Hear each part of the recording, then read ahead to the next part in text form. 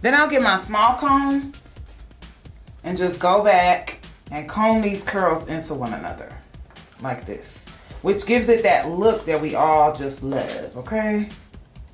That's how you get that look. Just comb them into one another, and that is it. Now I should have pinned these curls. Had I pinned these curls, they would be a lot more juicy in the front. But what I also like to do is I like to go back and recurl. I'm the queen of recurling just because that's just what I like.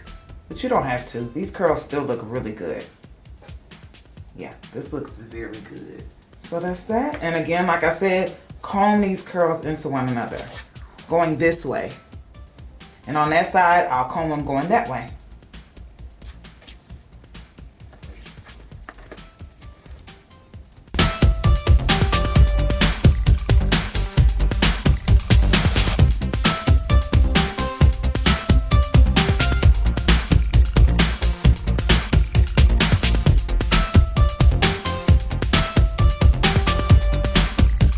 And guys, that is how you do barrel curls. It's so easy, okay? Once you learn the layers, the right products to use, and the hair has to be quality, and it has to be full. The #1 key thing are layers and a full wig, because we're cutting so much hair off. If the wig is thin, you already know it's not gonna come out good, okay? So thank you for watching this video. Make sure you like, comment, and subscribe to my channel.